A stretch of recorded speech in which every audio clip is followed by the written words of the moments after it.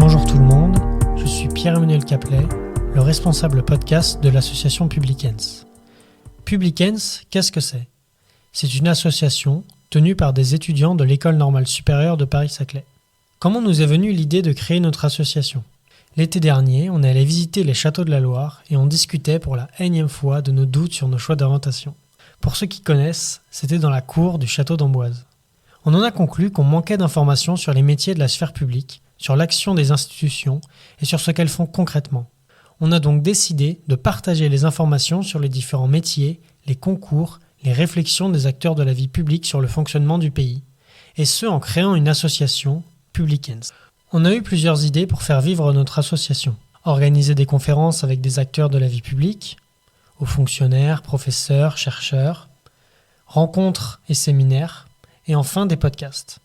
Et moi, ça m'intéressait de créer des podcasts parce que c'est à la mode, il faut le dire, ça parle à tout le monde, et je vous avoue que j'étais bien curieux d'apprendre comment fonctionne un micro, comment éviter les grésillements au niveau de la bande-son. Vous verrez qu'il y en a beaucoup malheureusement durant le podcast, et je vous prie de m'excuser, j'ai beaucoup de choses à apprendre. En réfléchissant à ce concept, j'ai eu l'idée d'interviewer des personnes travaillant dans des institutions publiques et qui pourront répondre à mes interrogations et aux interrogations que vous avez peut-être aussi. Les podcasts seront donc articulés autour de questions que je poserai à nos invités. Peut-être même qu'un jour, ce seront les auditeurs eux-mêmes, donc vous, qui pourrez proposer des questions. En tout cas, je suis ravi de vous présenter notre association et les podcasts, et je suis très fier de vous présenter ce premier épisode. Aujourd'hui, je vous présente un entretien que j'ai effectué avec William Monveau, économiste à la Banque de France. Il nous parlera de son parcours, du livre qu'il a publié et du rôle de son institution dans la vie publique. Bonne écoute. Bonjour tout le monde, ici Pierre-Emmanuel Caplet pour l'association Public ENS. Je suis aujourd'hui avec Guillaume Lagasse, bonjour, qui va m'accompagner pour un temps de discussion avec William Monveau. Bonjour William. Bonjour. Économiste à la Banque de France et auteur d'un livre, La dissertation en économie. Donc pour vous représenter la scène, nous sommes actuellement dans un beau bureau des locaux de la Banque de France. Et pour ceux qui connaissent Paris, nous sommes à l'hôtel de Toulouse, premier arrondissement entre Châtelet et le musée du Louvre, vers le Palais Royal. Donc revenons à notre entretien. William, est-ce que tu pourrais me dire ce qu'est la Banque de France pour nos internautes qui ne connaissent pas cette institution ?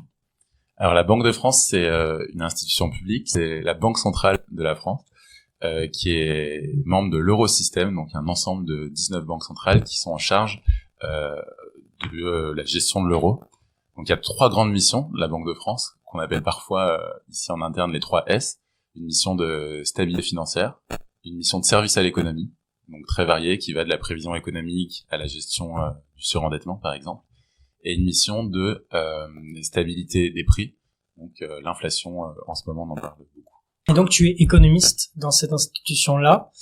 Tu as eu un parcours scolaire riche, de ce que j'ai pu voir sur ton CV, partagé entre l'économie et la gestion. Est-ce que tu peux nous parler des diplômes que tu as obtenus, de ton parcours scolaire ? Alors, donc moi tout remonte à 2010, donc j'ai commencé par un bac ES. Après ce bac, j'ai fait 2 années de prépa D2, donc des prépas où j'avais une partie des cours à la fac, qui c'est un système qui m'a permis d'avoir à la fois le côté ouverture d'esprit de la fac et un peu rigueur de la prépa en mode hybride. Après ça, en 2012, donc j'ai intégré l'ENS, donc l'ENS Cachan, qui est devenu maintenant l'ENS Paris-Saclay. J'ai préparé donc en L3 et en M1. Donc la particularité de l'organisation des cours, c'est qu'on avait des masters qui étaient cohabilités avec d'autres facs, donc avec Dauphine pour le côté gestion et PSE pour le côté économie. Donc j'ai suivi ce parcours jusqu'en M1. Ensuite en M2, j'ai décidé de passer l'agrégation d'économie gestion, option finance, que j'ai obtenu. Et suite à ça, pour prendre un peu de recul, pour essayer de voir ce que je pouvais faire, ce que je voulais faire, je fais une année de césure qui m'a permis d'avoir des premières expériences, et revenir dessus ensuite si besoin. Et à l'issue de cette année de césure, qui m'a, pour plein de raisons, convaincu que je voulais travailler dans le secteur public et sur des questions à la fois économiques et financières, j'ai fait une prépa au concours administratif, une pré-PENA, à Paris 1 et à Sulm. Et ensuite, j'ai intégré la Banque de France. Donc en 2018, donc ça fait 5 ans maintenant que je suis à la Banque de France. Et justement, donc tu as passé l'agrégation. Est-ce que quand tu as passé l'agrégation, c'était dans le but d'enseigner ou l'agrégation c'était uniquement pour valoriser ton dossier? Alors, au tout départ, c'était dans le but d'enseigner. Donc, je savais que le métier de l'enseignement me plaisait, que les matières enseignées me plaisaient. Par contre, je me voyais pas faire prof pendant 40 ans. Donc, j'étais un peu face à ce dilemme. J'ai fait la grecque pour une deuxième raison qui a été assez utile et peut-être la plus utile avec le recul, c'est que ça m'a permis de vraiment me renforcer sur tout le côté gestion, puisqu'il y a même 2/3 des épreuves sont soit du management stratégique, soit de la gestion, donc de la finance d'entreprise, de la comptabilité, de la finance de marché. Et donc, ça permet d'avoir en quelque sorte une formation en accéléré dans tous ces domaines. Et par la suite, ça m'a bien aidé puisqu'il y a en réalité beaucoup de domaines où on est à l'interface entre l'économie et la gestion, même sur mon poste actuel, par exemple, d'économiste. Donc, c'est quelque chose qui était très utile avec le recul. Donc, tu as passé les concours de la Banque de France, c'est ça? Voilà. Donc, j'ai passé le concours de la Banque de France, le concours de cadre de direction. Okay. Donc c'est un concours un peu particulier puisqu'il est entre le concours administratif et un entretien d'embauche. Les matières sont concentrées le samedi, donc sont ouvertes à la fois à des personnes qui sortent d'études ou à des personnes qui ont déjà 2, 3, 4, 5 ans d'expérience. Ok. De toute façon, on a prévu de revenir sur les concours pour intégrer la Banque de France. Et sinon, du coup, tu as parlé de tes stages. J'ai vu que tu avais occupé un poste au cabinet du ministère des Sports. Et moi, une question que je me pose, est-ce que c'est le mythe comme quoi on travaille énormément dans un cabinet? Est-ce qu'il est vrai? Ou est-ce que toi, au ministère des Sports, pas nécessairement? Alors, donc oui, j'ai été conseiller économique du ministre des Sports pendant ma scolarité ENS, donc assez jeune. Okay. C'était pendant mon année de césure, donc après avoir passé la grecque, ça a duré 9 mois quasiment. C'était une très bonne expérience. On travaille beaucoup. En fait, ce qu'il faut bien voir, c'est que le travail est vraiment confondu avec la passion, souvent, et il y a surtout au sport. J'étais bien attiré par ces questions.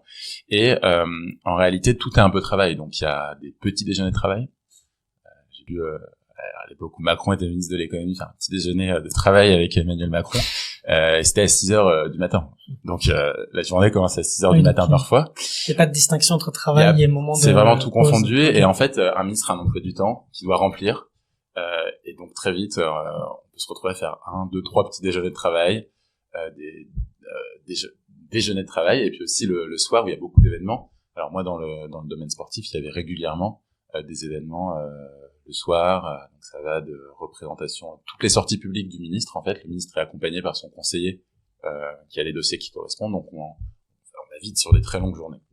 Après, c'est un rythme qui est très intéressant, qui est vraiment drivé par les impératifs politiques. Donc, on dépend beaucoup des événements généralement difficiles à anticiper. Donc, côté calendrier politique, moi j'étais par exemple au Stade de France pendant les attentats du 13 novembre, donc là beaucoup d'implications après en termes de travail, d'actualité. Donc c'est très dense, mais c'est toujours passionnant. Ok. Et aussi dans les activités, on va dire que tu fais à côté de ton travail d'économiste, j'ai vu que tu étais professeur vacataire en classe préparatoire et qu'aussi tu donnais des cols. Donc pour ceux qui ne savent pas, des cols, ce sont des interrogations orales en classe préparatoire. Et donc tout ça, tu le fais en parallèle de ton emploi du temps principal finalement. Pourquoi est-ce que c'est important pour toi de rester connecté à l'enseignement, à l'éducation, à ces thématiques? Je pense que en premier lieu, je retrouve un peu ce qui me plaisait beaucoup à l'ENS, parce que l'ENS m'a appris à aimer donc le côté enseignement. Ensuite, la Banque de France a une mission d'éducation économique et financière, et très souvent, c'est important d'être en contact avec des jeunes, en contact avec les élèves pour pouvoir voir les questions qui se posent, ce qu'ils comprennent, ce qu'ils comprennent pas. Et très souvent, j'apprends beaucoup de choses aussi des élèves qui sont après utiles, moi de mon côté, sur mon poste. Donc je pense que c'est une relation assez utile, moi, que je tiens à garder, et l'enseignement apporte vraiment ça. Et ensuite, ça permet aussi de prendre du recul par rapport à pas mal de sujets. Donc quand on a un poste, souvent on a un périmètre très précis, bien défini. Moi, par exemple, j'ai suivi les questions de relance, les questions d'élasticité des prélèvements obligatoires, des choses très précises. Et donc c'est important d'avoir ce ce recul en cours pour un peu remettre ensemble toutes les pièces du puzzle et voir pourquoi on travaille. Et ensuite, à quelles questions ça peut permettre de répondre. Donc personnellement, ça m'aide un peu à faire ça. Donc en réalité, ça veut dire que ta mission d'enseignement, elle est pas si différente de ta mission de travail à la Banque de France. Ce que je veux dire, c'est que si la Banque de France a une mission d'éducation économique, eh bien le fait d'être professeur à côté, finalement, c'est dans la continuité ou...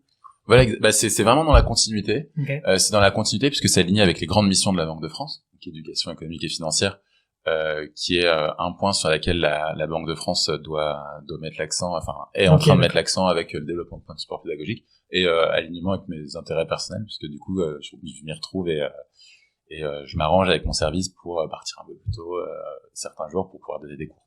Ok, donc okay. Une autre question pour en finir avec l'aspect personnel. Comme je l'ai dit en intro, donc tu as écrit un livre, la dissertation en économie, et même une BD récemment, Toutes l'écho sur le commerce international. La question que l'on se pose, c'est quel est finalement le processus de création, par quelle étape est-ce que tu es passé pour écrire la dissertation en économie? Alors là encore, c'est quelque chose qui me vient plutôt des activités d'enseignement. Donc le livre sur la dissertation d'économie, c'est un constat que j'ai pu faire. Donc j'ai passé en gros 3 concours différents. J'ai passé le concours d'entrée à l'ENS, où il y avait une dissertation d'économie, le concours d'entrée à l'ENA, l'INSP maintenant, où il y a une dissertation d'économie, et l'agrégation, où il y a une dissertation d'économie. Et en fait, je me suis aperçu que souvent ça nécessitait les mêmes connaissances, les mêmes réflexes et une méthodologie relativement proche. Par contre, c'est des points de vue un peu différents. Et je me suis aperçu avec les cours que je donnais que aucun étudiant avait ce recul d'adapter, de comprendre vraiment la mentalité du concours et d'adapter un peu ses connaissances à l'esprit de chaque concours. Il existait des livres pour des concours dédiés, mais pas de livres qui fassent un peu le pont. Et donc c'est pour ça que j'ai fait ce livre un peu au départ pour mettre par écrit une partie des cours que je donnais, et ensuite pour essayer de faire comprendre ce que j'avais mis du temps moi à réaliser, c'est que quand on passe un concours, la méthodologie c'est pas quelque chose de strict, c'est quelque chose qui va vraiment dépendre de l'esprit encore une fois du concours qu'on passe. Et après donc sur la BD, la BD c'est un travail peut-être un peu plus large de vulgarisation de l'économie, où là c'est un constat que j'ai plus fait autour de moi, un peu paradoxal mais que je fais depuis plus ou moins une dizaine d'années, c'est que globalement les gens sont très intéressés par les questions économiques, ont souvent un peu peur de l'économie en se disant que c'est quelque chose d'inaccessible et de compliqué, alors qu'en réalité c'est quelque chose qui reste relativement intuitif, je trouve, et qui irrigue pas mal d'aspects différents de l'actualité aujourd'hui. Et ça me paraît important de vulgariser et d'aider à comprendre à mon niveau ces questions. Donc en ce moment, par exemple, je travaille sur une BD de vulgarisation sur les questions d'économie de l'environnement, qui sortira en octobre 2023. Autopromo. C'est tout un teasing.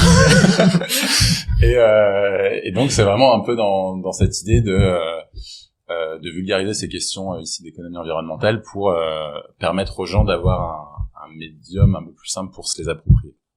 Donc comment est-ce que t'as contacté une maison d'édition? Comment est-ce que ça s'est passé? Dans les faits, une fois que j'avais l'idée, j'ai contacté une maison d'édition en présentant en fait une maquette du projet, une sorte de mini-étude de marché où j'expliquais un peu ma vision du projet, le sommaire du livre, et en quoi le livre que je proposais se distinguait de ce qui existait sur le marché. Un peu une analyse de marché. Et suite à ça, donc on s'entame un échange avec la maison d'édition, et donc on discute un peu du projet, de la viabilité du projet, et ensuite on signe un contrat.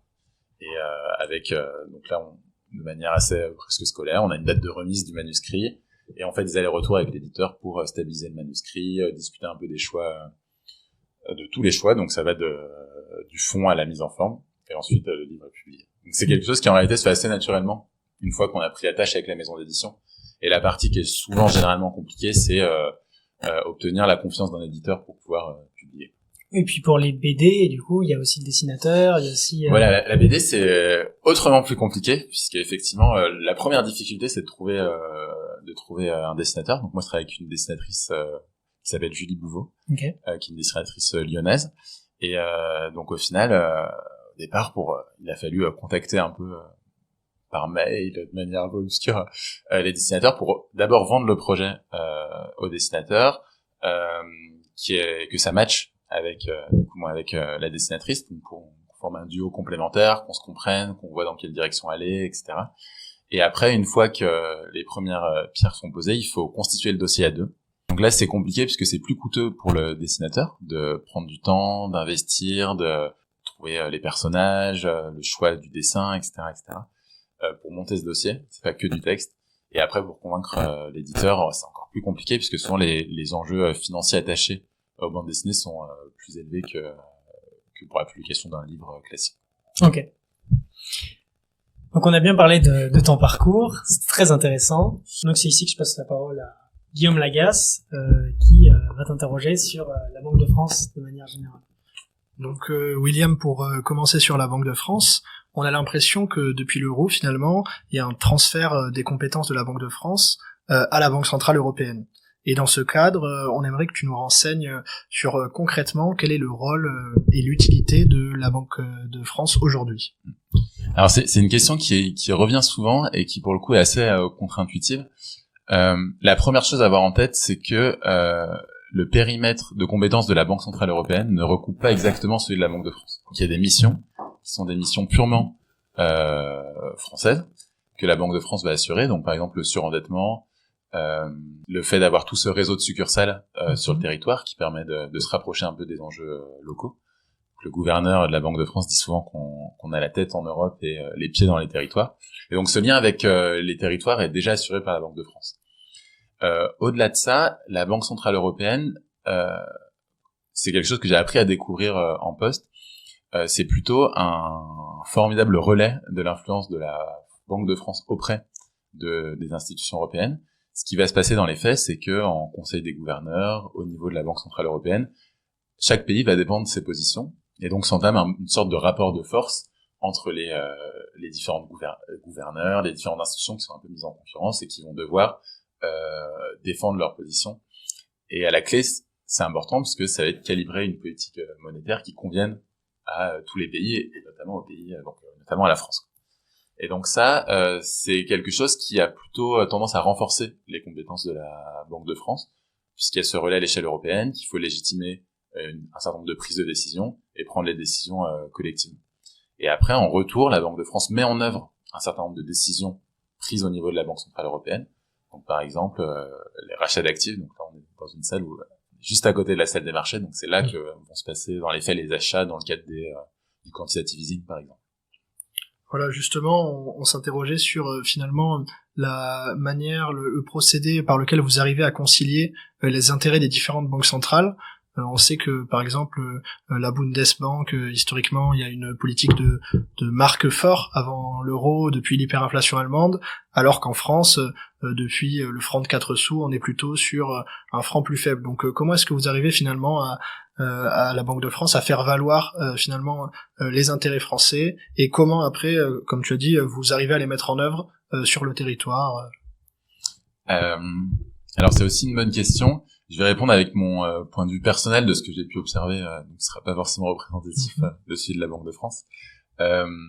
En fait, il y a plusieurs manières l'important, ça va être de défendre un peu ces actions, donc dans une procédure de négociation au niveau de la Banque Centrale Européenne. Dans la pratique, les prises de décision sont assez imbriquées. Donc par exemple, quand vous avez contrôlé des banques, souvent ça se fait dans des équipes de supervision mixtes. Donc vous avez à la fois des personnes de la BCE et des personnes de la Banque de France. Moi, dans mon métier quotidien de prévisionniste, quand on fait une prévision, on la fait main dans la main avec la Banque Centrale Européenne. Donc la Banque Centrale Européenne va nous envoyer des hypothèses communes pour les différents pays. On va faire tourner un modèle en propre, et ensuite on va envoyer nos conclusions à la Banque Centrale Européenne et discuter de ces conclusions avec la Banque Centrale Européenne. Donc c'est vraiment un travail de discussion, d'influence croisée, où si on veut illustrer un point, on va pouvoir mettre en avant des travaux de recherche qu'on a pu faire. Si on veut défendre une position, on va pouvoir lister des arguments qu'on a récoltés à partir des données qu'on a vues sur le terrain, soit d'expérience, soit encore des travaux de recherche. Et donc ça va être vraiment par ce jeu un peu croisé d'influence qu'on arrive à la décision finale, et qui ensuite est relayée à chaque niveau hiérarchique de la banque jusqu'au Conseil des gouverneurs. Donc tu as parlé de niveau hiérarchique et plus généralement j'ai l'impression qu'on peut croiser différents profils à la Banque de France et donc j'aimerais si possible que tu puisses me décrire ces différents profils et aussi finalement la manière dont ces différents profils vont interagir entre eux. Alors il y a des profils très très différents. Très très différents. Donc la Banque de France c'est 10 000 personnes. Donc on a vraiment des compétences orthogonales qui sont représentées. Donc ça va de la production industrielle de billets, vraiment une activité industrielle, au contrôle des banques, en passant par la prévision économique, par la cotation des entreprises, par les enjeux de ressources humaines, les postes de protection des consommateurs, de négociation de textes internationaux, etc. Donc c'est une grosse machine avec des profils très différents. Concrètement, il y a pour les métiers qui s'inscrivent un peu dans la suite de l'ENS, il y a deux grandes manières d'intégrer la Banque de France. Il y a un statut de contractuel, où on rentre en signant un CDI ou un CDD à la Banque de France. Donc on arrive généralement plutôt avec un profil d'expert, donc sur un poste précis avec des compétences précises.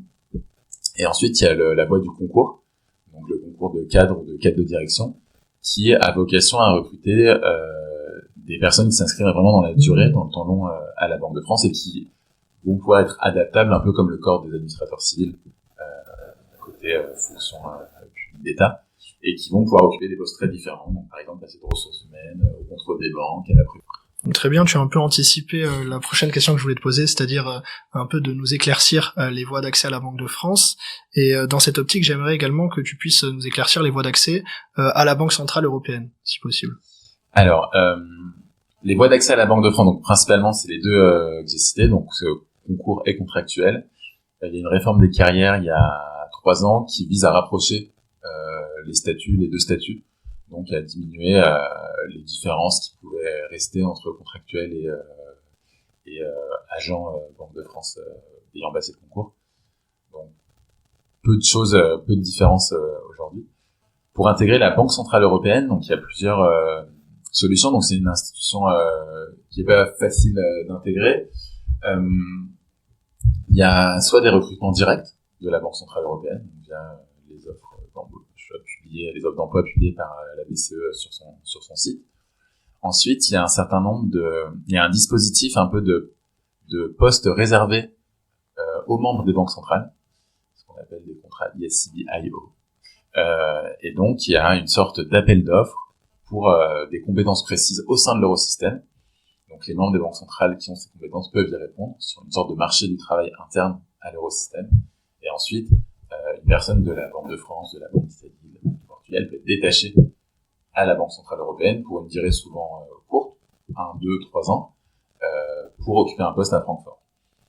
Ensuite, parfois, certains postes sur ces durées courtes de remplacement réservés aux membres des banques centrales nationales peuvent se transformer en contrat permanent et donc rester durablement à Francfort.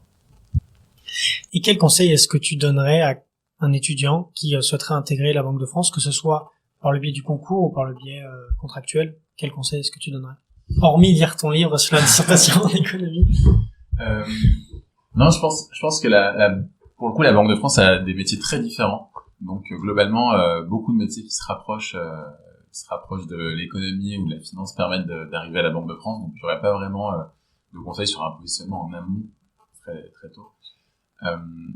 Après, je pense qu'il est important de bien suivre l'actualité économique de manière régulière, puisque beaucoup de postes sont vraiment rattachés à l'actualité économique et aux évolutions actuelles. Sinon, j'aurais pas de conseils vraiment spécifiques propres à la Banque de France. Ça arrive. Hein. C'est ouais. J'ai des conseils très très précis, mais je sais pas si de lire le rapport annuel. C'est déjà lire le rapport annuel sur l'actualité économique et globalement, c'est assez tentaculaire. Donc il y a vraiment des pistes et des métiers insoupçonnés que moi je soupçonnais pas avant d'entrer à la Banque de France.